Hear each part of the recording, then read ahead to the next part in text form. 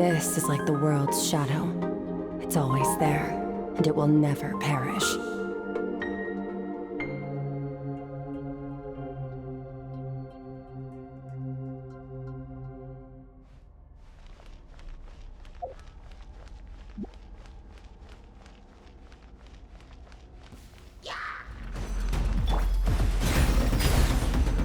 Wipeout! Surge! Mine to wield.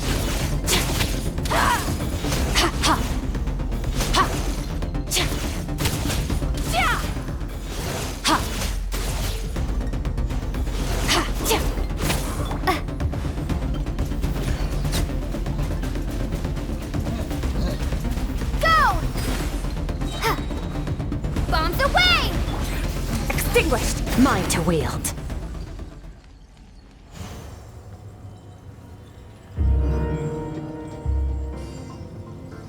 Whoa! Look at all these spikes! Careful! Don't get hit! You know what? Paimon's just gonna float behind you. Come on, you got this.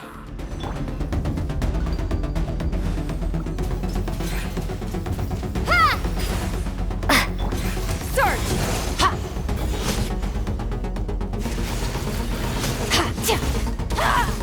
Hey, what are you two doing here? Don't interrupt our research! Were you drawn here by this mysterious power too? Dusty, like an abandoned house. Let's press on.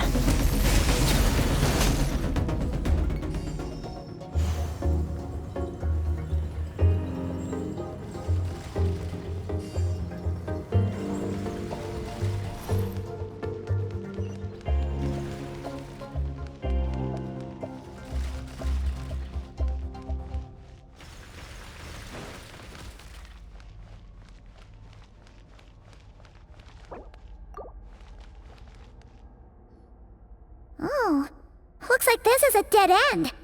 Did we make it to his hiding place? Ugh, this fog is making it impossible to see anything! This should be the place where you were attacked, Traveler. The missing part of your soul should be nearby. Can you sense where it is?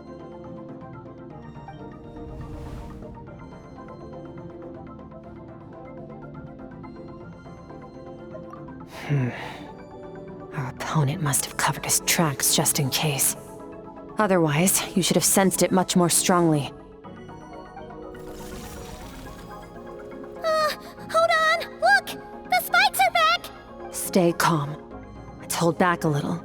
Give our enemy some wiggle room so we can see what we're dealing with. If you're too reckless, we might be playing right into his hands. Our enemy took part of your soul for a reason. It's likely he integrated it into his attack somehow. If we're smart about this, we can track it down.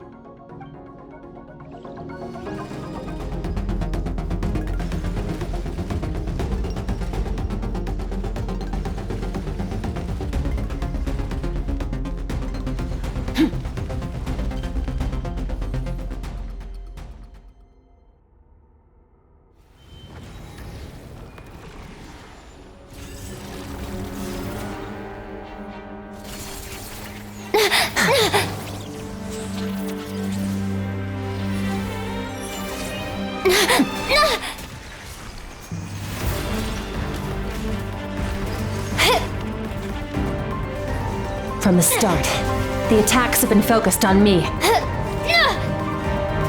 Trying to break through my defenses? I see.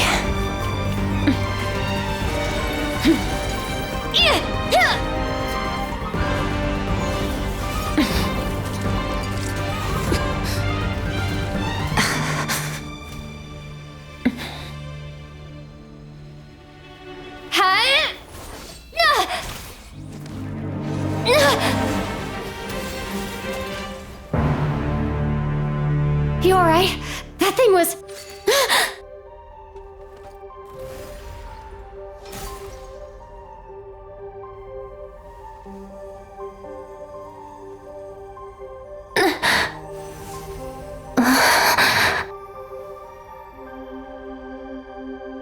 There. I got it back. Traveler! Skirk!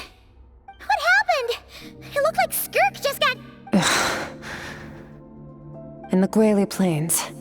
You asked me why this enemy chose you as his target. Now, the answer is clear. It's not just the fact that your strength is impressive. It's also because of your ability to, as you put it, purify abyssal power. Whatever that actually means. The fact is, that ability allowed him to do something that should have been completely impossible. Namely, break through my defenses and steal my power.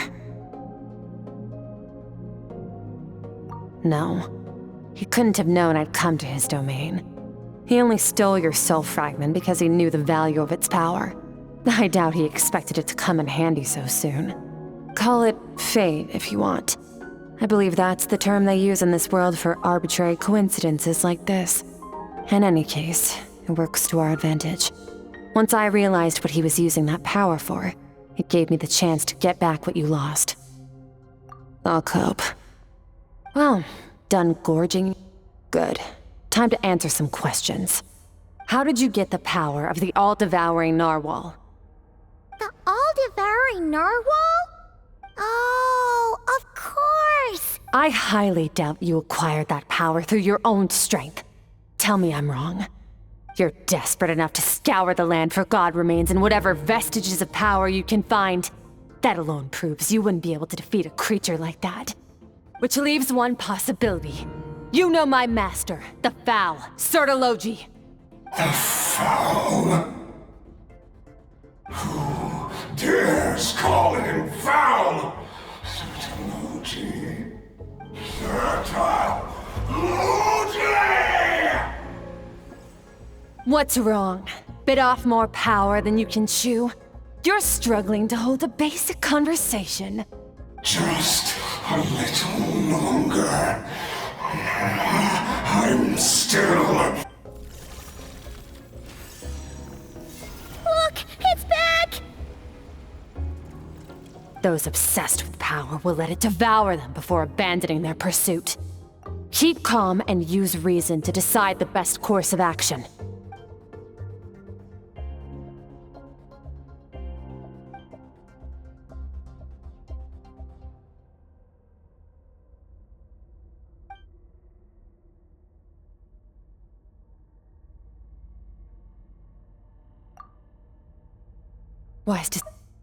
Wise decision. Final victory doesn't always come after a single battle. You've got your soul fragment back, so we both got what we came for. Let the enemy draw breath while he can. It won't be for long. Get us out of here, traveler. You'll need to lead the way this time.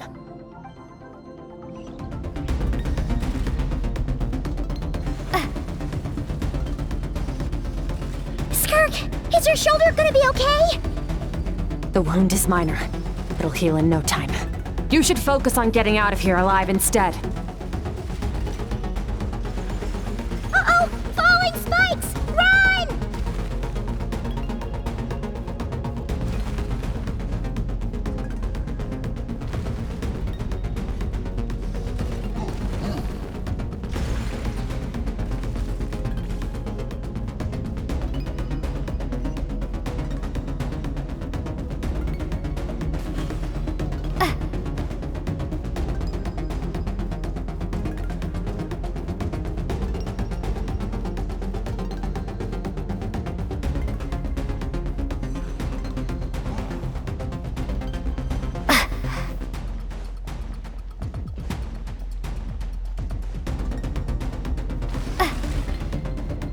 Watch out! Looks like this place is about to collapse!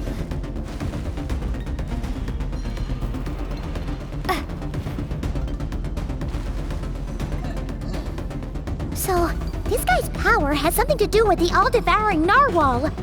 Did you know that all along, Skirk? I had my suspicions. That's why I decided to investigate in the first place. But suspicions only get you...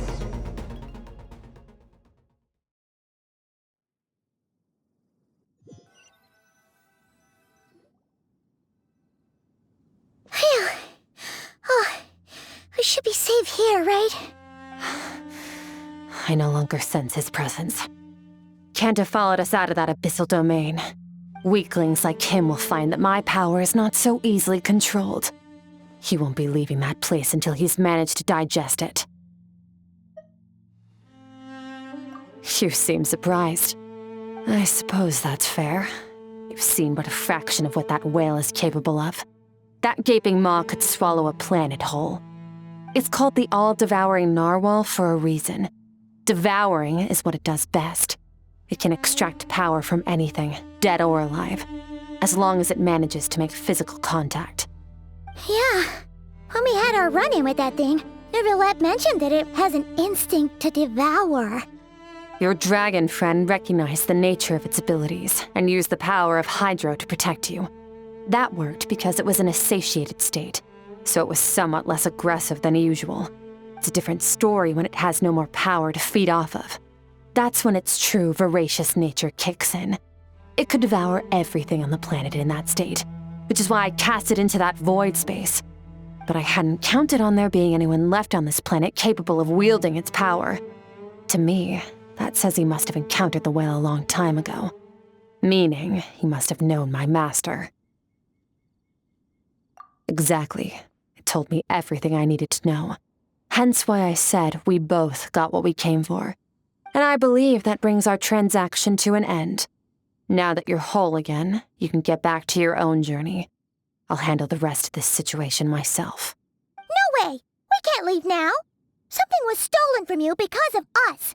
We have to help you get it back! This isn't my first taste of failure or losing power.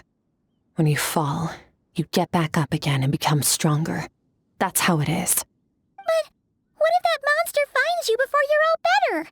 Plus, how are you gonna get home? It's not like you can just go swoosh and open a door to the abyss again. Not without your full strength. So, sticking with us for the time being doesn't sound so bad, does it? Fair enough. Then take this. What is it? A bag of Mora. Nothing in this world is free. I know that much. I'll leave the planning to you. Hurry up and decide where to go. We shouldn't linger. We should take Skirk somewhere she can rest. But where?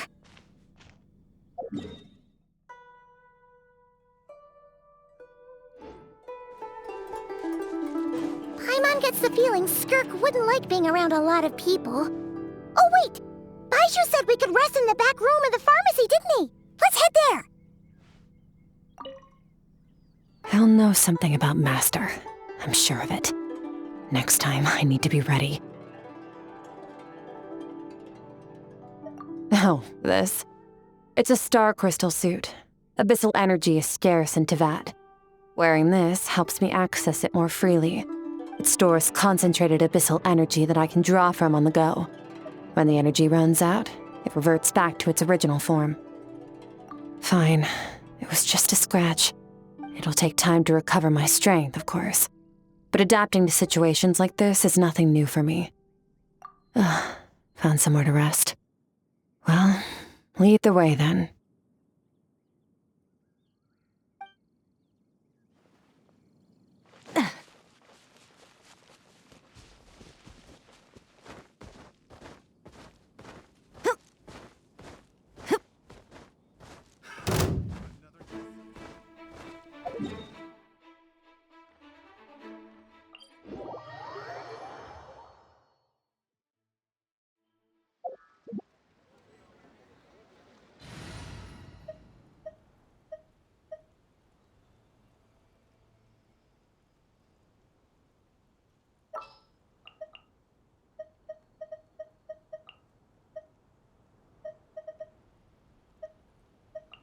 Need something taken care of?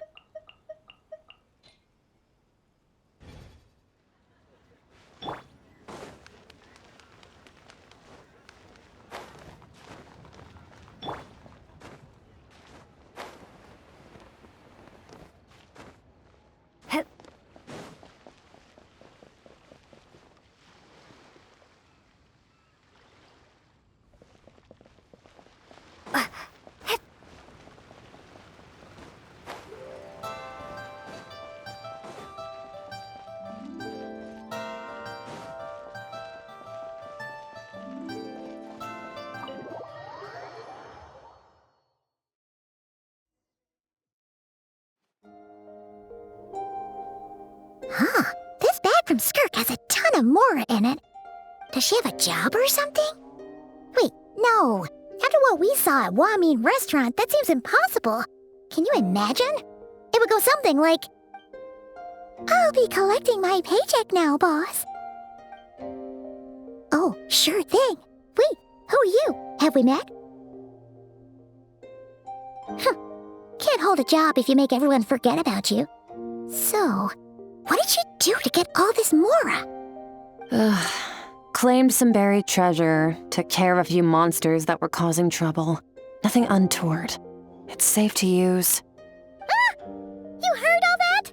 A sonorous voice like yours is hard to miss.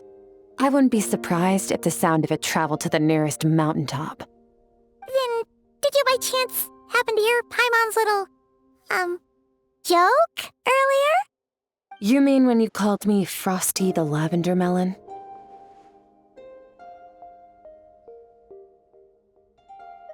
No, sorry.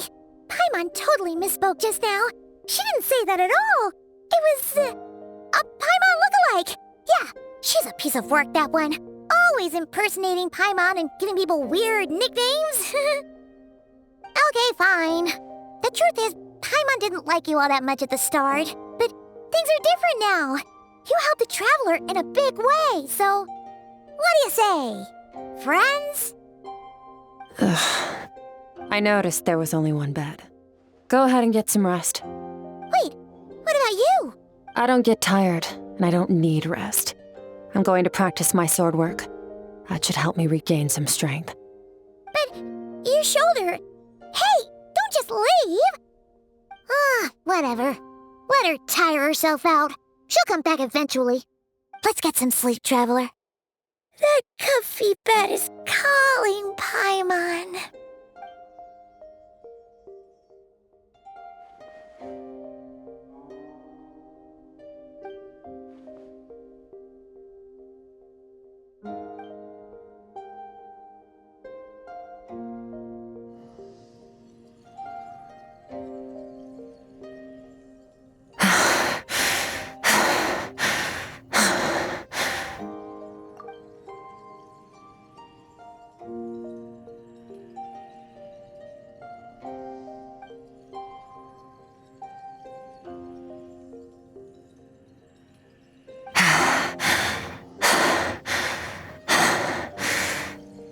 Quiet.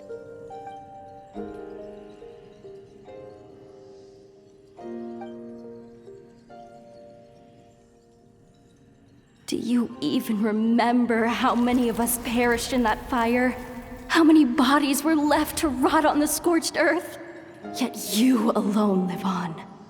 Keep your gaze fixed on your blade. You don't deserve to rest. Run, Skirk. Run! Only death awaits us here. Keep running, and don't ever look back.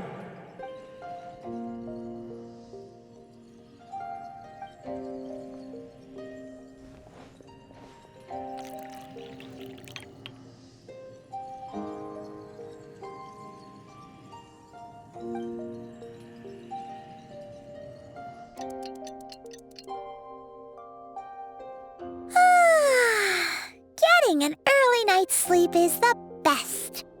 That bed was so comfy. Wait, Skirk? Have you been sitting out here the whole night? The bed's all yours if you want it. About 60%, maybe 70. Whew! Paimon thought it would take at least a couple of days. That was fast. No, not fast enough. That's 20% less than last time. Same training regimen, same intensity. Nothing felt different, but somehow the outcome fell short. No, I think the problem's with me. I need to meditate for the next 2 days. Deep introspection should help me find the issue. Ooh, sounds intense. We'll watch over you in the meantime, then. Thanks. See you in 2 days.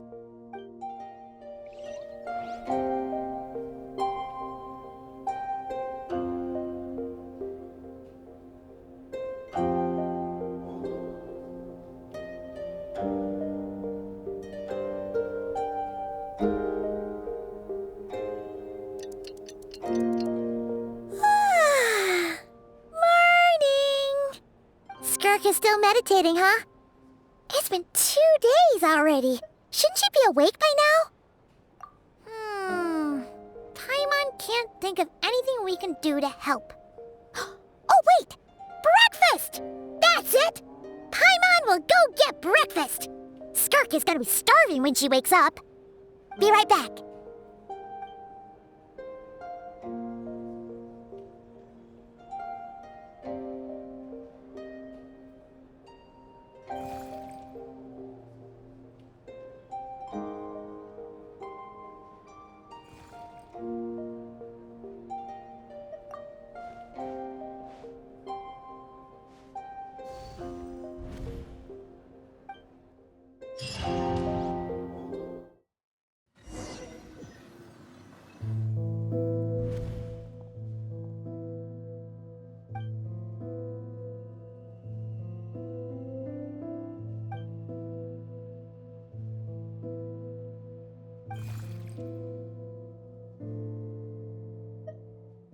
That's right.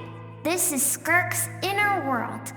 Think of it as the threshold between the soul and dreams. This isn't your first time here, but what you remember is probably a space covered in darkness. I only managed to illuminate a small portion for you back then. Actually, it's my first time talking to someone like this. I only managed to break free and bring you here because the injury weakened her power. I guess that's why I can speak again, too.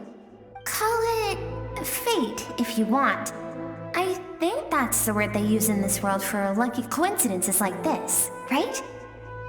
Now, before I take you to her, I gotta ask. You're the first outside visitor to ever come here, so what's your impression of this place? Oh, you noticed. This river represents Skirk's strength. Strength accumulates over time. It is the summation of a person's lived experience.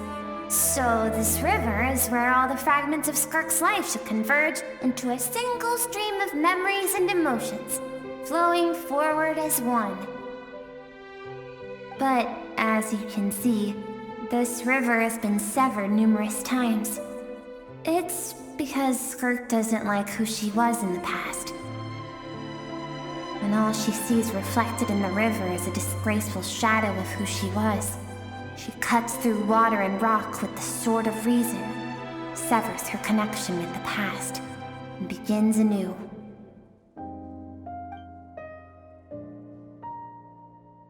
You must learn to shut out all the pointless emotion. Crush the self that makes you weak, and become master over your physical form. This isn't my first taste of failure or losing power. When you fall, you get back up again and become stronger. That's how it is.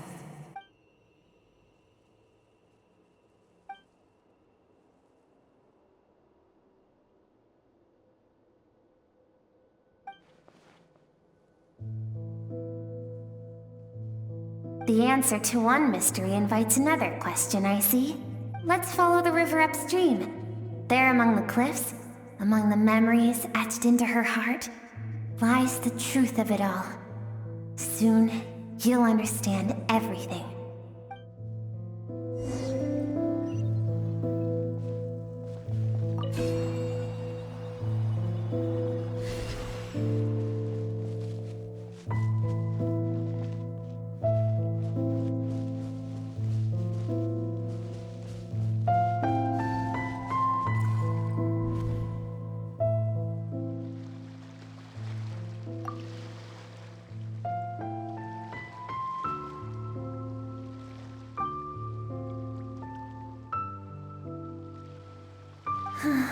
I've always thought that, even when falling leaves don't come from the same tree, they can still form bonds of kinship when they meet. Like meteors, you both made a journey through the stars. Both travelers who have landed on a planet that is not your home. Yet, when she first noticed your presence, although she hesitated for a moment, she still chose to walk away. Indifferent as ever.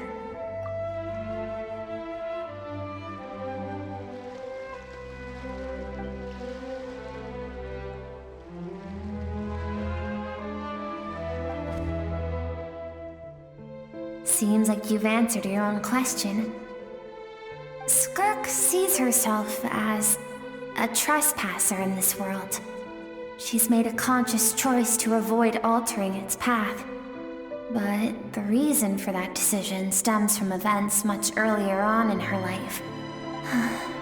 Let's keep going. It's still a long way to the source of the river.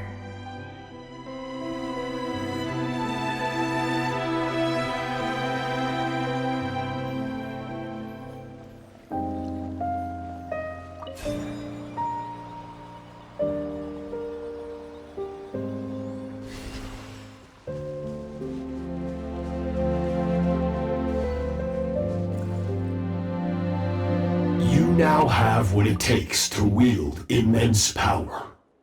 From this day forth, I shall teach you no more.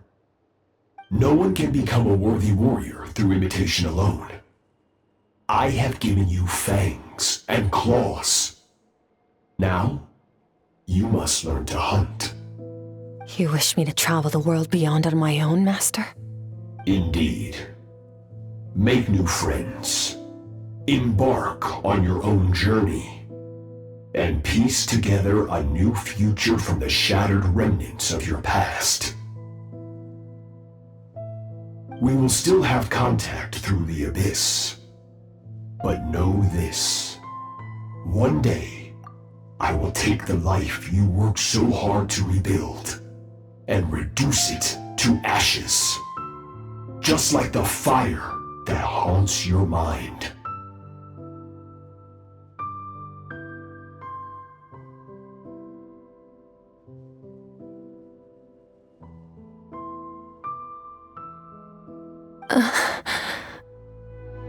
Why do you do that? I have told you before, fear is the catalyst for human evolution. You have tasted loss. You have known fear, so deep it can be felt in the bones. But as living beings, we all have an instinct to detach from that which harms us. And thus pain dampens over time, and the acrid taste of fear becomes but a distant memory. Yet now, I have bestowed upon you the gift of fear eternal. It will drown you in the nightmare of your childhood, or it shall drive you to defeat me, whatever the cost.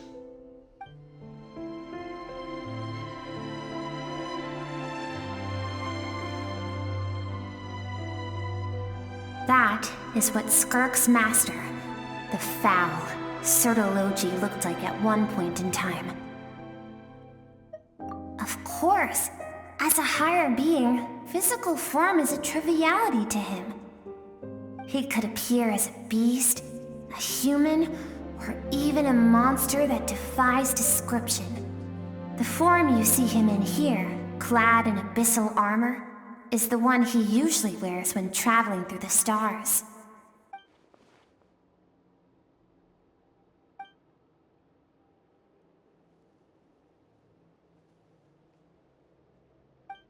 For certain reasons, I need to bridge the power gap between me and my master as quickly as possible. But first, I need to understand the source of his strength. To do that, I need to follow in his footsteps, walk the path he once walked, and somewhere along the way, I'll find out how to defeat him. That is my sole focus and purpose.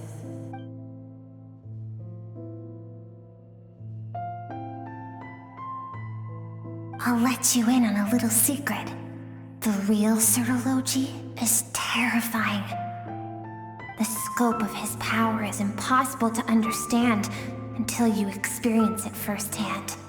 It is absolute, the power to crush all things. Shall we keep going? Let's see.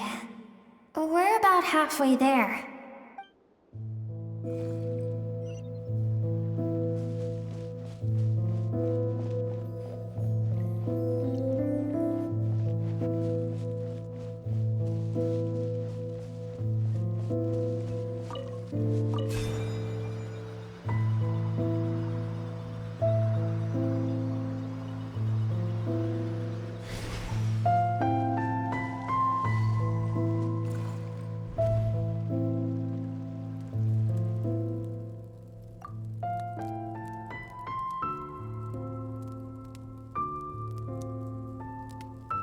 We've made it quite a ways already.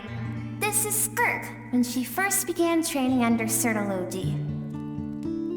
I have set your broken wrist. Tomorrow, you're to train twice as hard. No tears this time. Good. Attempting to garner sympathy through tears is a habit of the weak. A pitiful, useless ploy. Can I ask a question, Master? Why did you save me? I keep thinking, maybe it would be better if I had died. I wouldn't be haunted by that fire all the time. I wouldn't have to go on like this. I saved you because I have a plan for you. It has been too long since I fought a battle that demanded my full strength, and I hunger for it. Every so-called genius and prodigy I have faced has crumbled like sand underfoot. Before me, even fate bends the knee.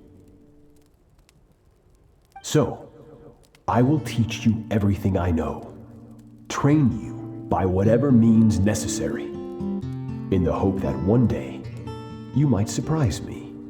But I don't want to draw my sword against you, Master. What you want matters little.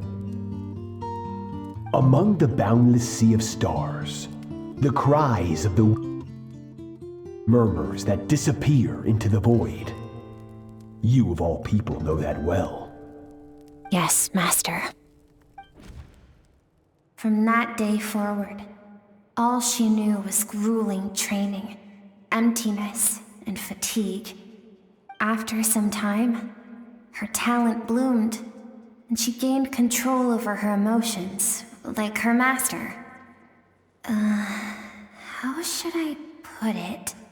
It was not that human emotion disappeared from her heart, but that reason came to dictate all she was allowed to feel. I suppose it was at this point that she became the Skirk you know today.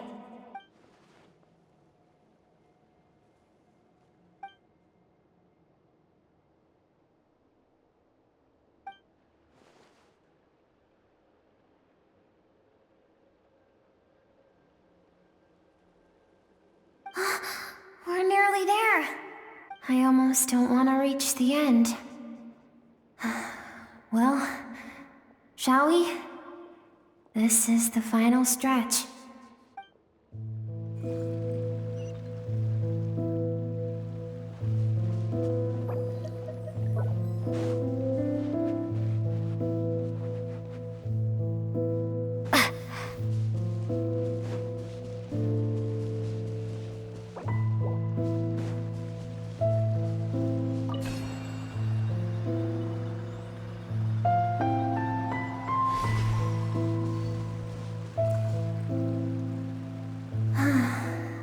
These are Skirk's happiest memories.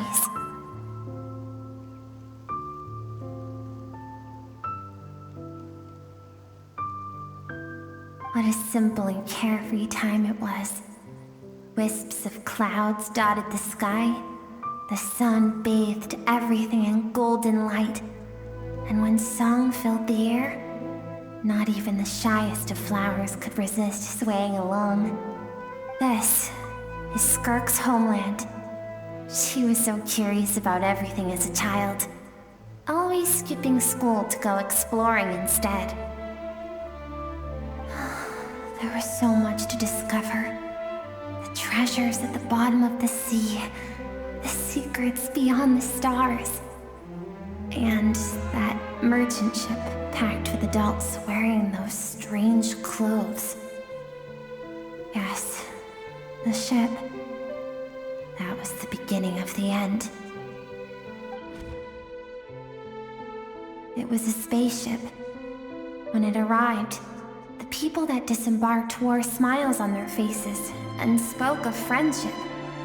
They claimed to be merchants from a neighboring planet, looking to establish trade. Skirk's parents, her relatives, her neighbors, everyone welcomed the newcomers with open arms and allowed them to explore the planet. To them, the visitors were guests, and should be treated with hospitality. No one had any idea of what was to come. Several months later, an army of unknown origin arrived without warning and carried out a ruthless campaign to destroy everything and everyone on the planet. Skirk had skipped school that day, like so many times before, so she was not caught in the immediate wave of destruction. But when she came home that day, only fire and ruin awaited her. Countless people cried out to her for help.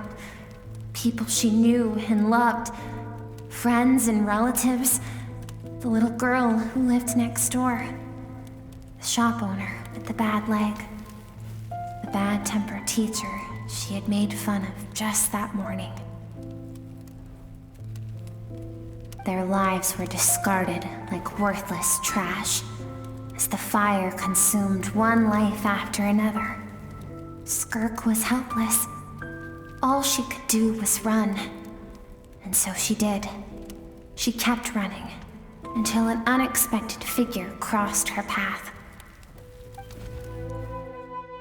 If Sertology hadn't been there in that moment, the fire would have claimed her life too.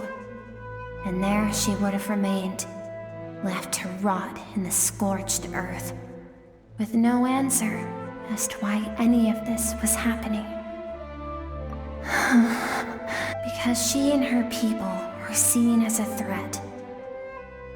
As the initial merchant ship explored the planet, they discovered that it hadn't always had the condition to support life. Yet there was evidence of human activity, even during the periods of extreme heat or cold in the past. Further research revealed that, over time, the people of this planet had evolved the ability to adapt to any type of environment or energy source. For that reason, the outsiders viewed them as a potential threat and decided to eliminate them before the threat could rear its head. And so, the army was called, and the so-called danger was wiped from the face of the planet. Senseless, isn't it? Deemed a threat because of a gift they didn't even know they had. Perhaps it was their own innocence and kindness that doomed them. But in the end, that was lost to the blaze as well. If those with power get to decide good and evil, then all you can trust in is the sword in your hand. And so, before death could claim her, she ran. She ran and never stopped. No one wants to relive their most painful moments. Well, that brings us to the end of the story. This is as far as we can go. Skirk is waiting over there. For both of us. Let's go to her. It's time to fulfill my purpose. And my greatest wish over all these years.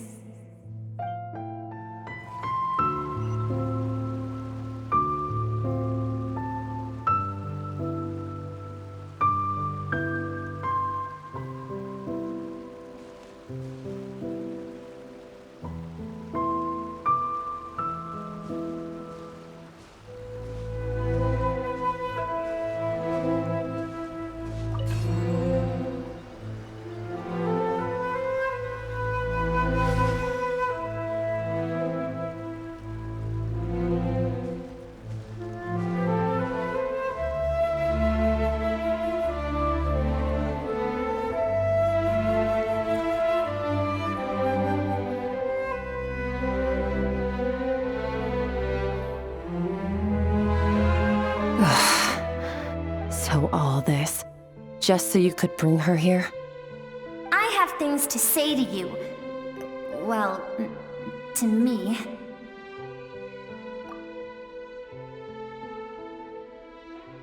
I want someone to witness our reconciliation, even if it takes an argument to get there. And she is the best choice in this moment. Her suppressed emotional self The version of herself she keeps locked in the recesses of her mind, stifled by reason. All those rejected impulses, those discarded aspects of your past selves, they are a part of me now. I am who you used to be. Someone you have refused to face for too long. So, I came to face you instead. You're wrong. I've faced you all along. And that's exactly why I keep you locked here.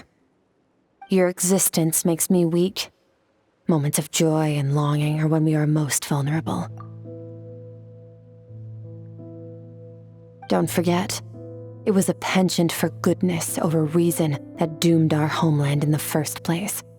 The vastness of the universe renders everything insignificant, our feelings most of all.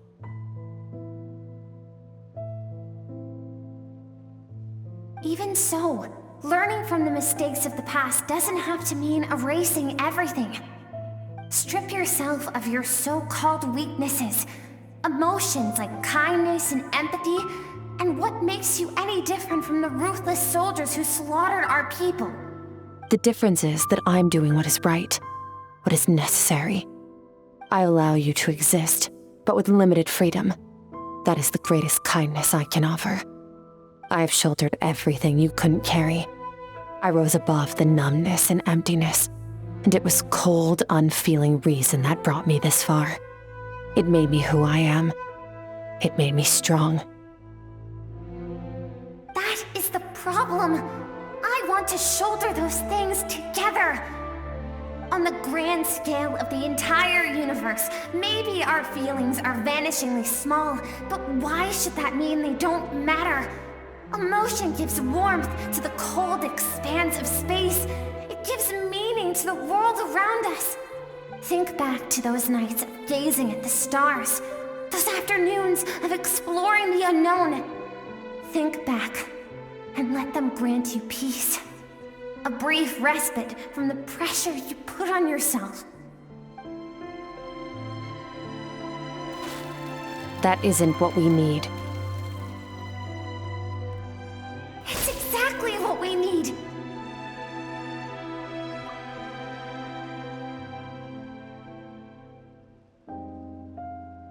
Aren't you curious about why recovering your strength has taken longer than normal this time?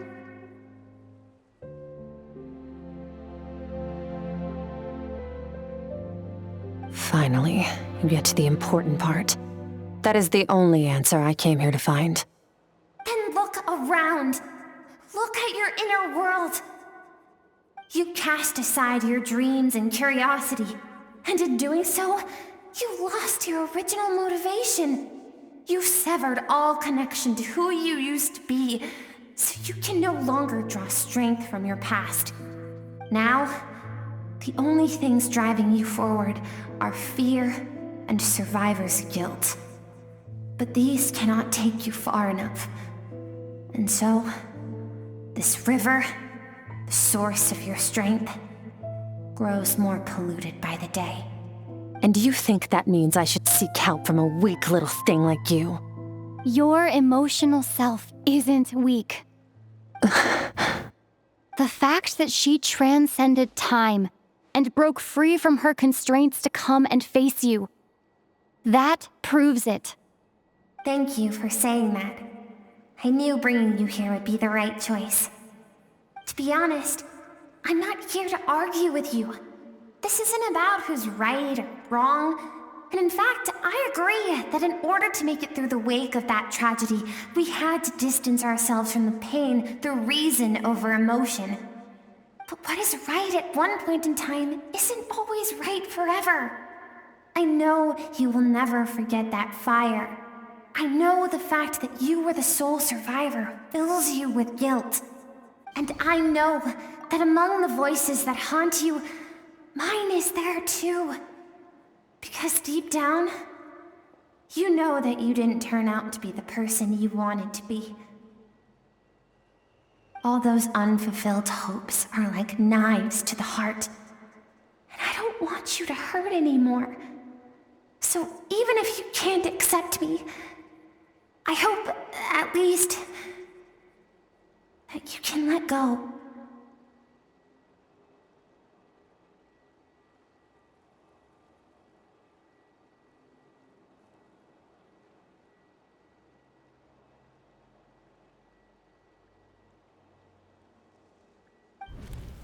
I keep thinking, maybe it would be better if I had died. I wouldn't be haunted by that fire all the time. I wouldn't have to go on like this.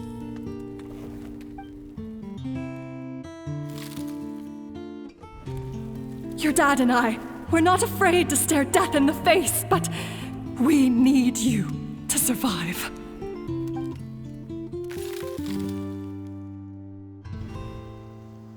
I'm sick of being a kid. There's so many amazing things out there, and I'm ready to see them all.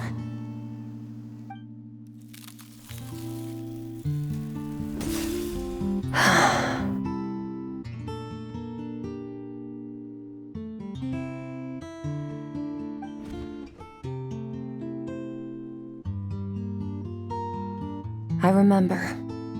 There was a song Mom and Dad always sang when we went out to fetch water. Dancing water. The sand along your path is begging for your song and movement. Will you carry this burden with you on your journey? I am not the dancing water, and you are not the burdensome sand. But if this is your wish, then I will carry you with me until the end.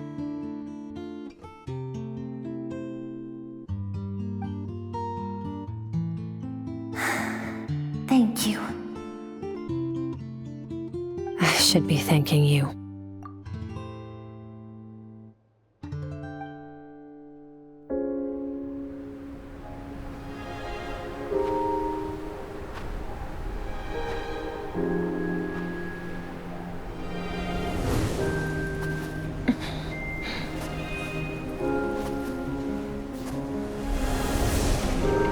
Run, Skirk, run!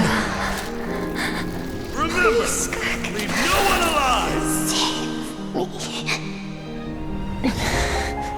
Heed my words, Skirk. Let fear take root in your soul. Did you survive? Why was it only you? Skirk, did you become a positive light in this world?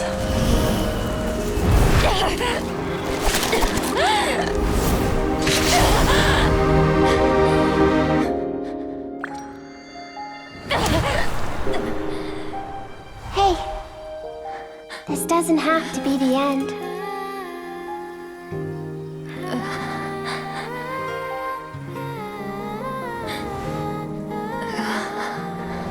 Life is a gift. Don't let darkness claim it.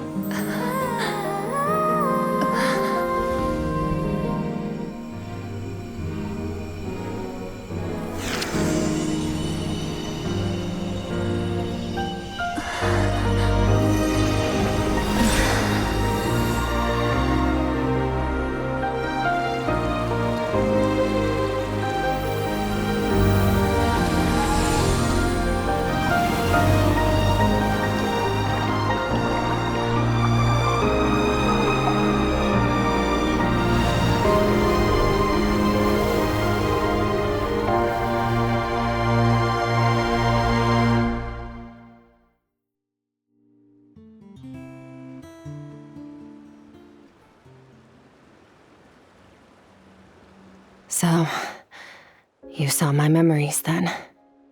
I once asked my master if survival of the strongest was the law of the universe. He said no, but in a world without order, those with no moral boundaries tend to be the ones who survive.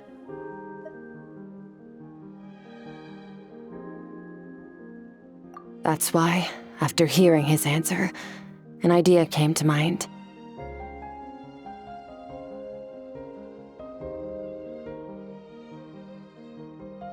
An idea that, one day, I would create a new world order. One in which there would never be another tragedy like that fire. one in which power was not the law of the land.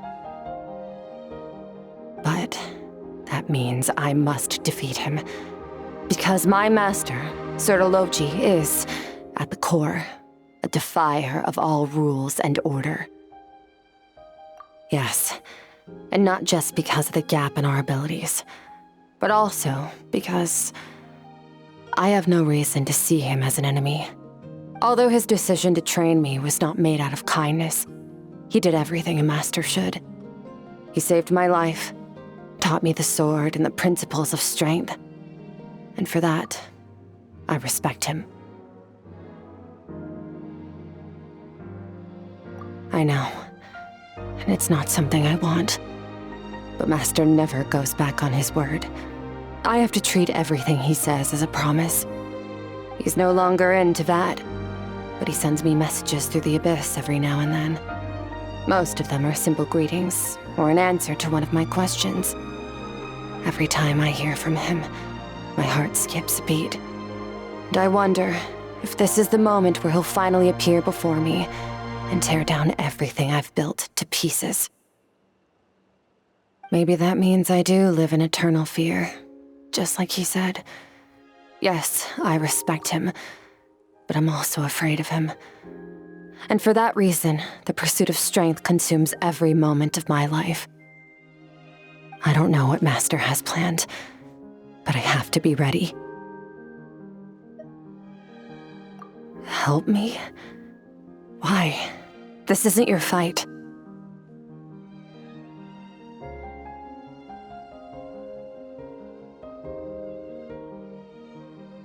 Because if we want to build the world we both want to see, everyone has to be willing to fight for it.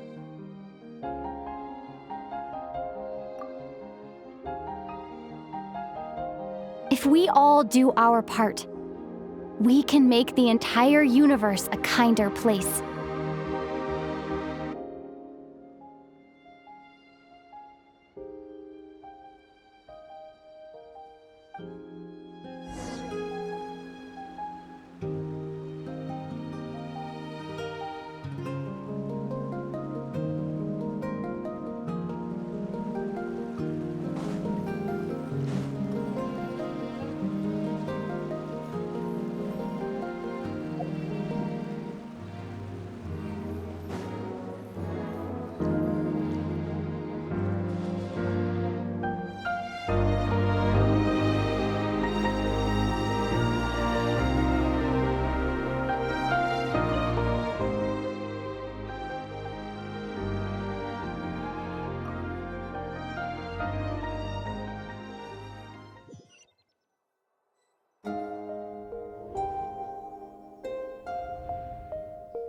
Oh, you're finally awake! Honestly, Paimon was gone for like 2 seconds and then she comes back and finds you both unconscious? Oh, you scared Paimon half to death! You're both okay, right? What does it look like? Only water from the source can cleanse the rot and filth that flows from the past into the future. I taught you to incorporate the experiences from your journey into how you fight. I suppose what happened today will become an inseparable part of who I am. Okay, so Paimon feels like she's missing some important context. But whatever. Paimon brought back tons of delicious snacks! Let's dig in! All right, it's about time we finished what we started. We're gonna deal with this thief for good, right? This time, I'm not going to tell you to hold back. But having digested even more power in the meantime, he's going to be tougher than before. The good news is, we have no reason to pull our punches this time. So, let's go. Same place as last time.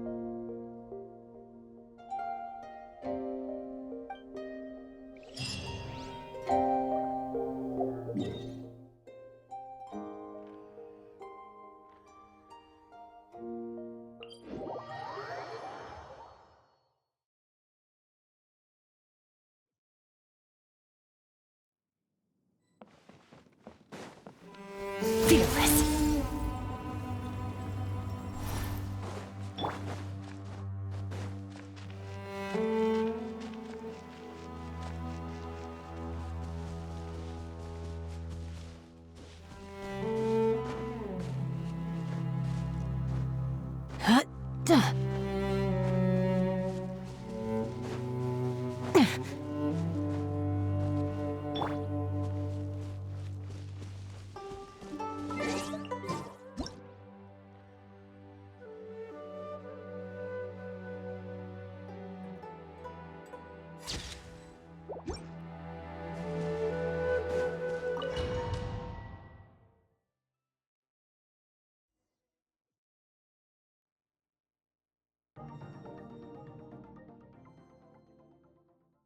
The fog is gone! Wait, isn't that the form the all-devouring narwhal changed into? How come he knows that, too? Really? So, you're telling Paimon that giant whale and this guy can both turn into the fowl? How does that work? It's a subconscious instinct. Any intelligent being who longs for his level of strength is bound to mimic his appearance. It's a natural response after encountering someone as powerful as Master. To them, he represents ultimate power. We know the person before us has encountered Master, and we know he stole a portion of my power. So it's not surprising that he would assume this form. Okay. Oh, the closer Paimon looks, the more intimidating it gets. Nervalette isn't here this time, so it's up to us. He won't have the nerve to steal again after we're done with him. Let's teach this guy a lesson.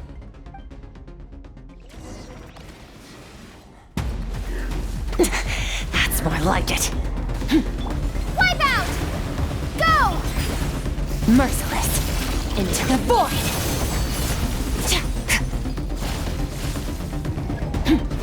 Haven't forgotten your training, I hope.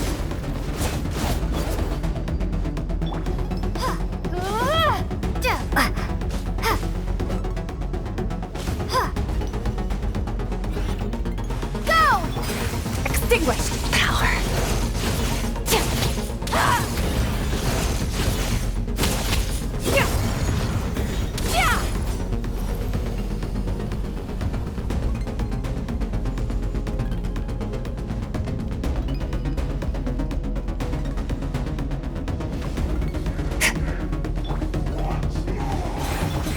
Annihilated power.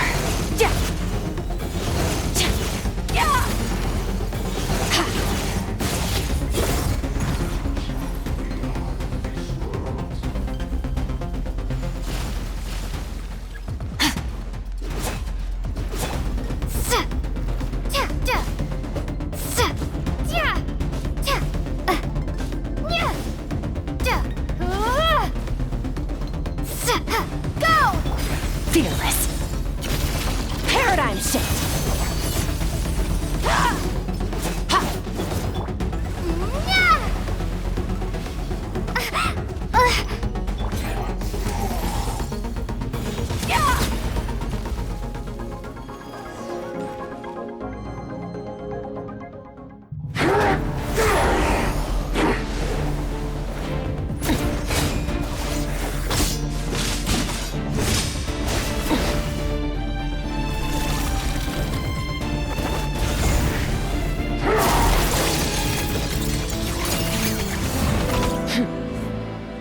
Haven't had enough of my power.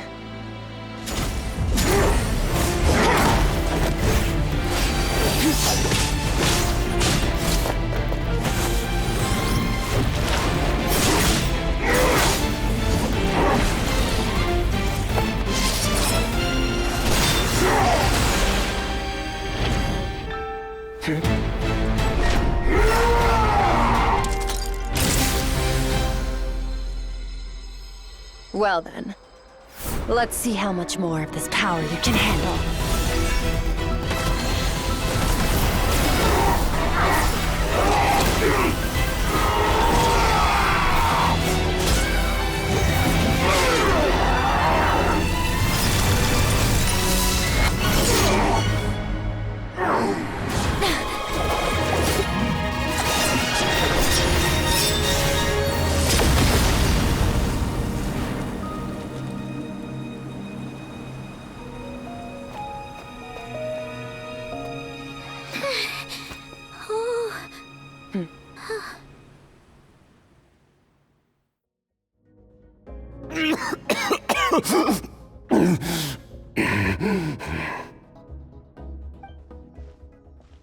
Well, have you come to your senses?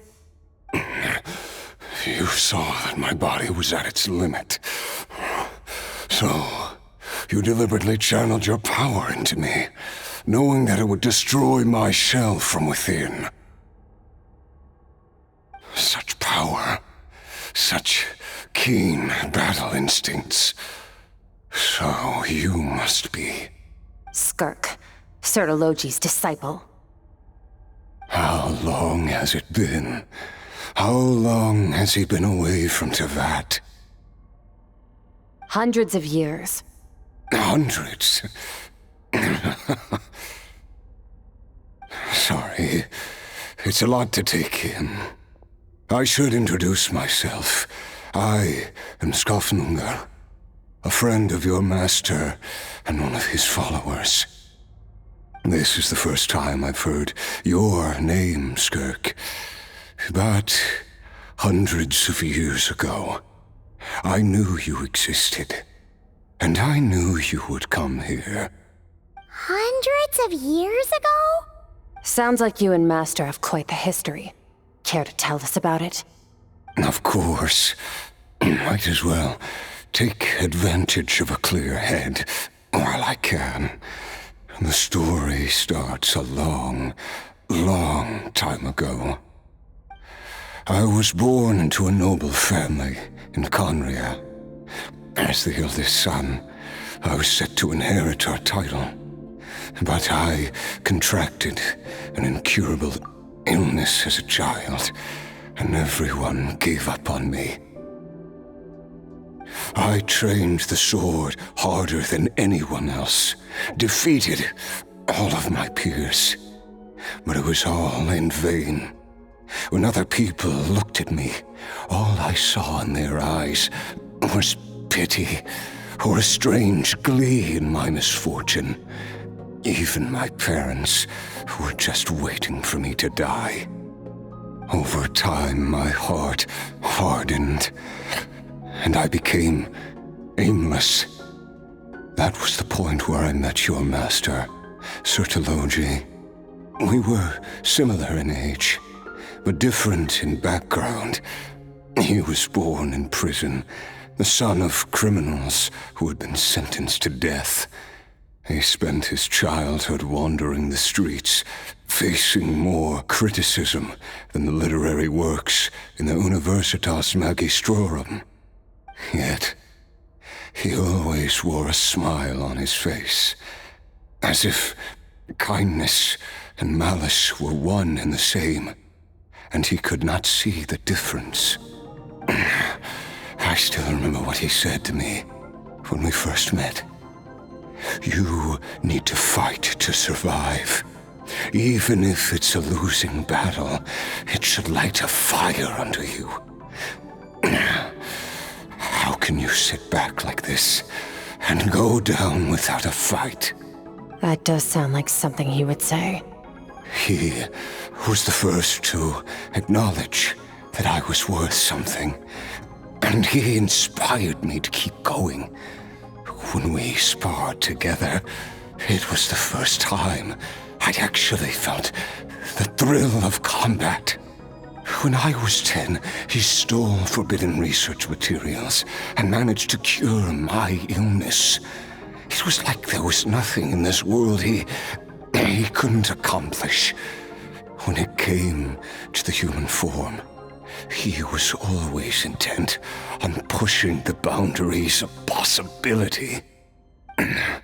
But somewhere along the way, I fell behind.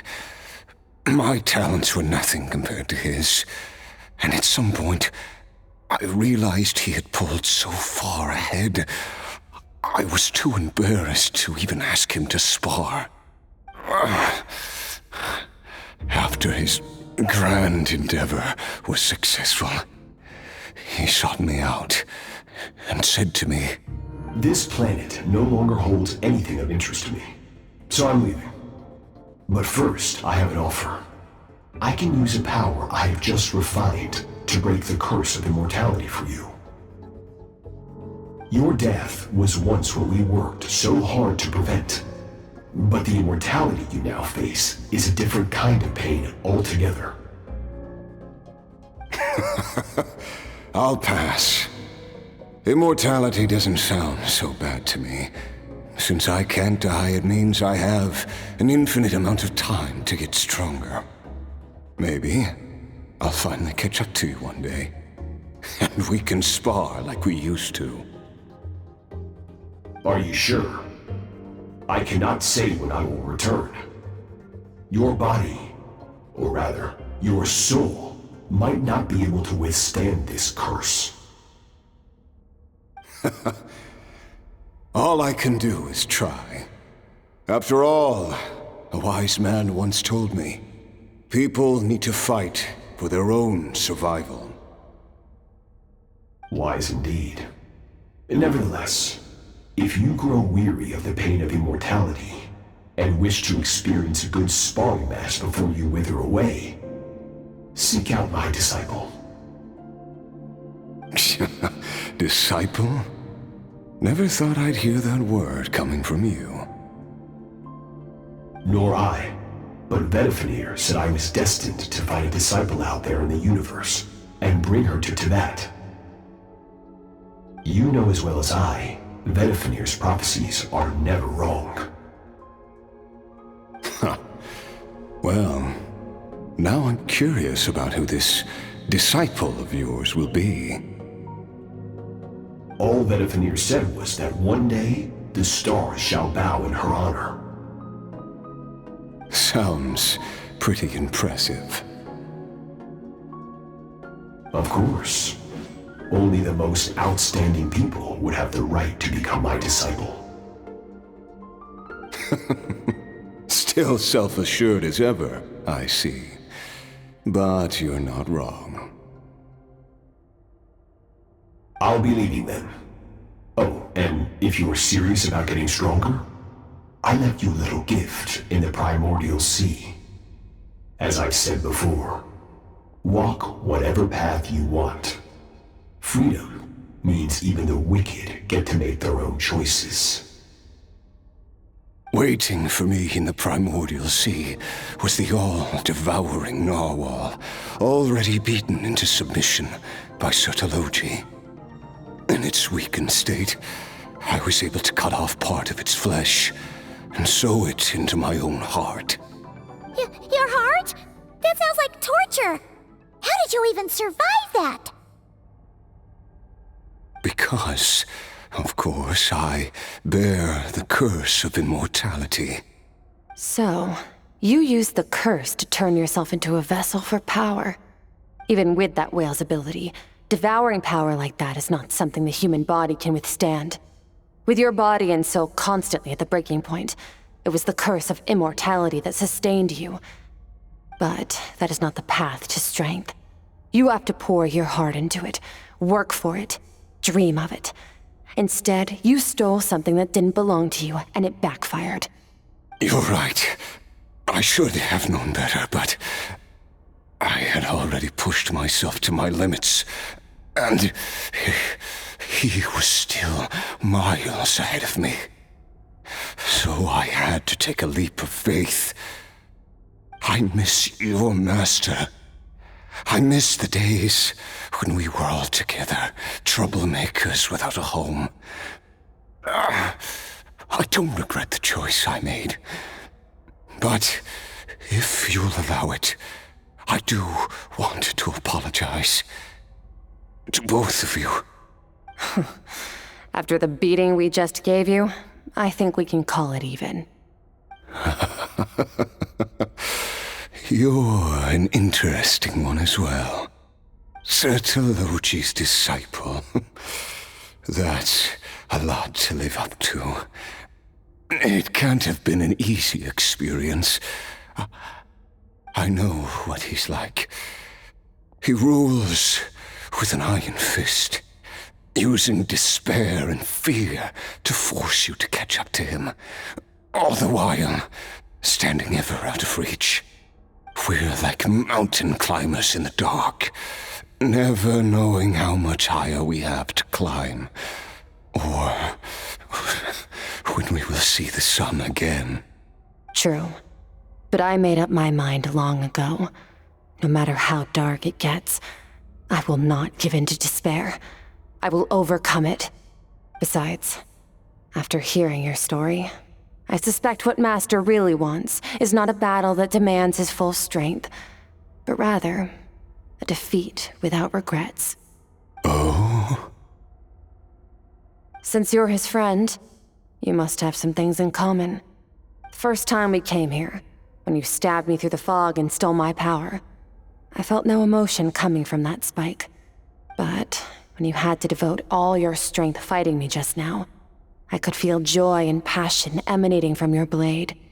It was the joy of a researcher discovering the truth of the world, the joy of an artist uncovering a temple of wonders. Interesting. I'm certain I didn't express those emotions outright, yet you were able to read them from my blade, like a glimpse into my inner world. You're right. That battle brought me an unbridled sense of joy, and my defeat brings me no regret whatsoever. Exactly. I think Master also craves a battle like that. One where his opponent forces him to use all his strength, unlock the extent of his potential, and transcend his own limits. A battle to end all battles. After which, all can come to an end, including, perhaps, his life. For that very reason, good and evil are meaningless to him. He has one purpose, one goal: to complete himself. It's one of the secrets to his strength. Perhaps you're right. Perhaps that is his call. What a battle that would be. Oh, to witness such a...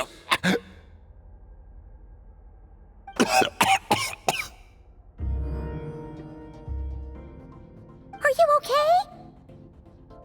Too many different kinds of power are surging through my body. The curse of immortality allows it all to coexist, but it does not remove the pain.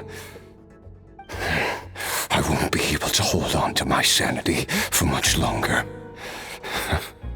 What a shame. I would have loved to witness that battle. Sertologi once offered to free me from this curse. Now, I must ask that of you, Skirk. Can you release me from the pain? I can, but not through death, if that's what you were hoping for. It's not a suitable punishment for your crime. As an alternative, I can take your consciousness, along with all the power you've consumed, and smash it to pieces. The impurities will dissipate, and under the curse of immortality, your mind and body will regenerate.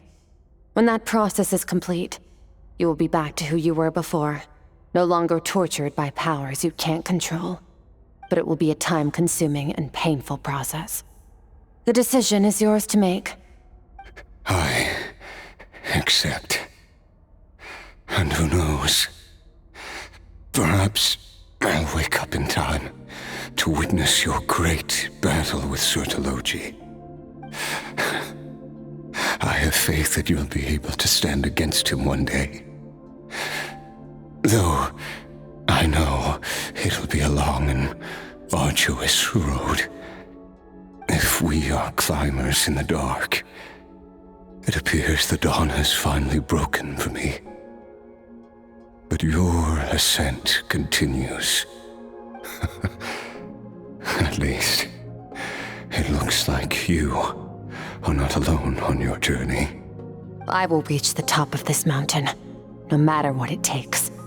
And you, Skofnunger, will be my witness at the end of all things.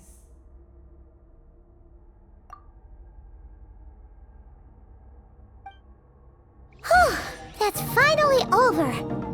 Let's get out of here. Huh, at least we don't have to make a mad dash for the exit like last time.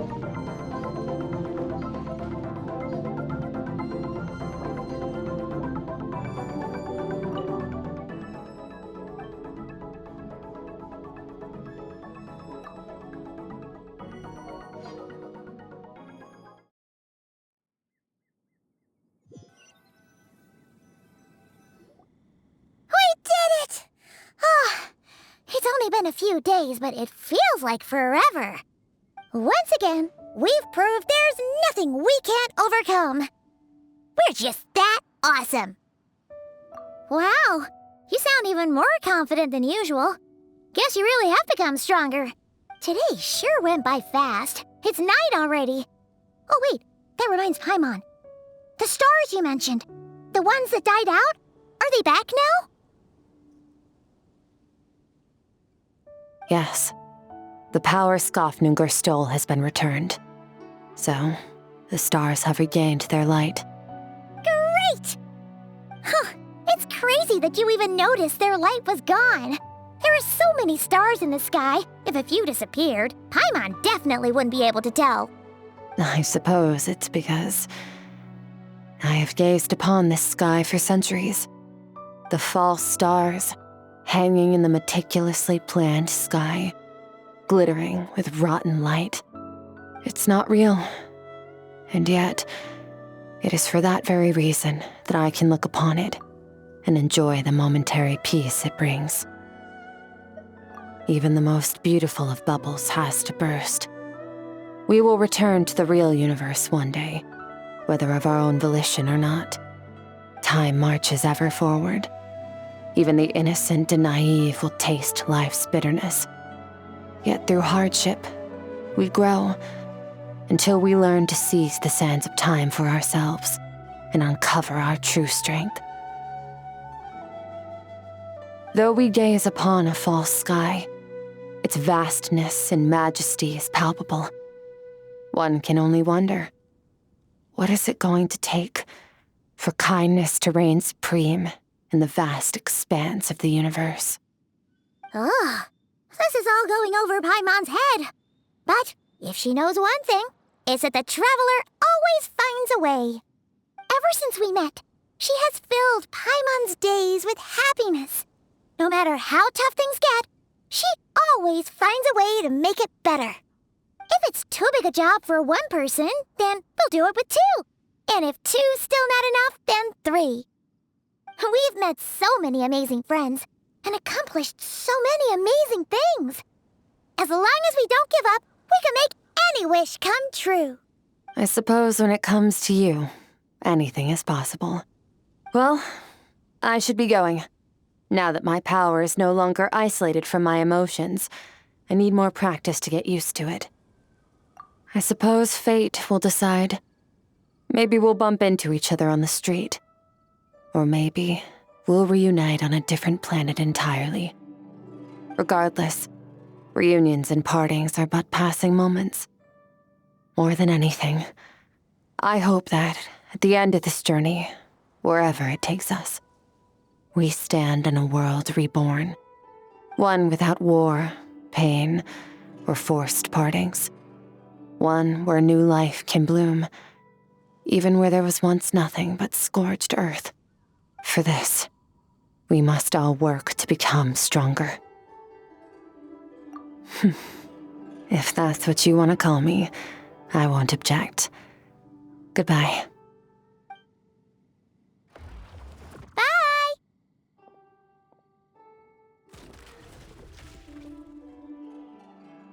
Is it just Paimon, or is she being nicer than before? We definitely count as friends after all that, don't you think? Hey, what do you think about camping here tonight? There's nothing quite like sleeping under the stars. Come tomorrow, we can continue our journey. Oh, and since Paimon treated you to that super nice meal at Wanmin Restaurant, it's about time you returned the favor.